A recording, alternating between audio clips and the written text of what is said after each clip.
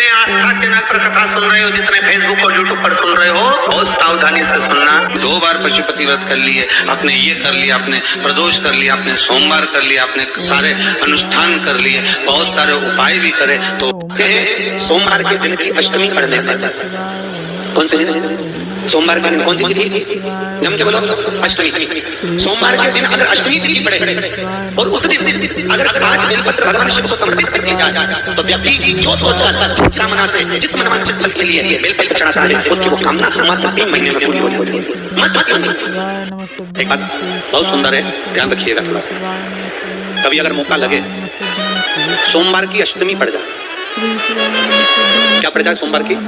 जम के बोलो जरा, अष्टमी।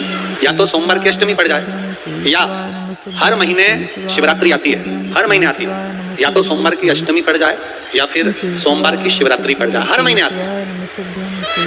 प्रयास करो कहीं से देसी गाय का दूध मिल जाए, थोड़ा सा दूध देसी गाय का मिल जाए, थोड़ा सा देसी गाय का थोड़ा सा दूध अगर प्राप्त हो जाए, बेलपत्री के पत्ते से दूध कटोरी में लेकर, मात्र बेलपत्री के पत्ते से एक बूंद अगर दूध, आप एक बूंद अगर ज्यादा ना मिला हो, 1 चम्मच भी अगर आपको दूध देसी गाय का मिल गया हो, और सोमवार की अष्टमी पड़ जाए या सोमवार की जम के बोलो शिवरात्रि पड़ जाए, उसमें केवल अगर देसी गाय का दूध मिल जाए, जर्सी गाय का नहीं हो, देसी गाय का अगर दूध मिल जाए, बेलपत्री के पत्ते से, तुम्हारे घर के अंदर अगर शिवलिंग है या मंदिर में शिवलिंग है या तुम्हारे नजदीक में कोई शिवलिंग है, उस पर बूंद बूंद एक बूंद अगर शिवलिंग पर दूध समर्पित कर रहे हो, श्री शिवाय नमस्तुभ्यम, नमः शिवाय, या षडाक्षर मंत्र ओम नमः शिवाय, या 33 अक्षर का मंत्र महामृत्युंजय मंत्र, इसका स्मरण कर कर शिव जी पर देसी गाय का दूध समर्पित कर कर इस बेलपत्री को अशोक सुंदरी वाली जगह पर अगर आप समर्पित कर देते हैं, फिर आप जिस भी चीज के लिए अप्लाई करें, मेरा देवाधिदेव महादेव आपका हाथ पकड़कर खींचकर आगे बढ़ा के दें।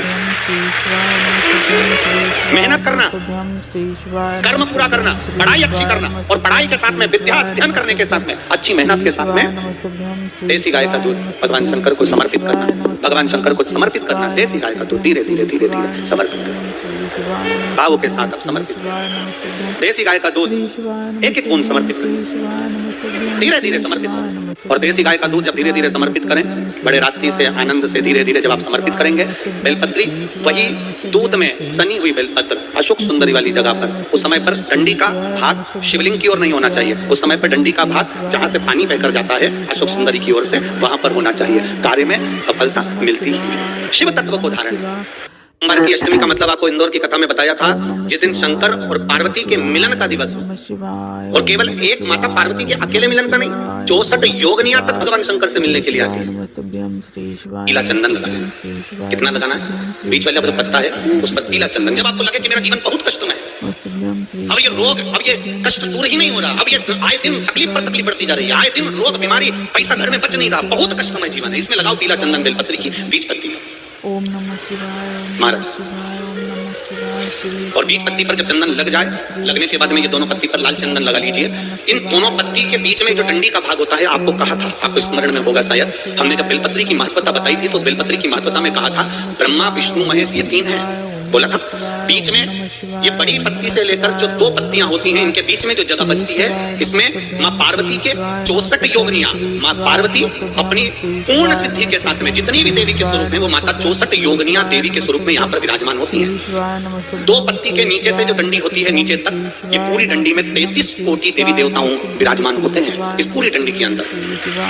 तो जो बीच वाली पत्ती है, ये जो बीच वाली पत्ती का जो भाग होता है, इस पत्ती के भाग में शहद का प्रयोग कर कर, यहाँ पीला चंदन, लाल चंदन, लाल चंदन, शहद का प्रयोग कर कर, इसी तरह से पकड़कर ये बेलपत्री की जो डंडी है, वो अशोक सुंदरी पर जब आप समर्पित करें, तो जहां से जल बहता है उस ओर पर इस पत्ती को चढ़ाकर केवल आपके हृदय की बात कहकर देवाधिदेव महादेव से कोई भी शिव जी का मंत्र, पंचाक्षर, नमः शिवाय, षडाक्षर, ओम नमः शिवाय, श्री शिवाय नमस्तुभ्यम, या महामृत्युंजय मंत्र, जो शिव का मंत्र हो आपके पास में, उसको बोलते हुए देवाधिदेव महादेव को धीरे धीरे जल की धार चढ़ाना प्रारंभ करो। जल की धार जब पूर्ण होने लगे, उसमें थोड़ा जल बचे, तब अशोक सुंदरी पर जो तुमने बेलपत्र चढ़ाई है, वहां उस जलधार को चढ़ा। ये प्रयोग आपको केवल सोमवार की अष्टमी पढ़ने पर ही करना है।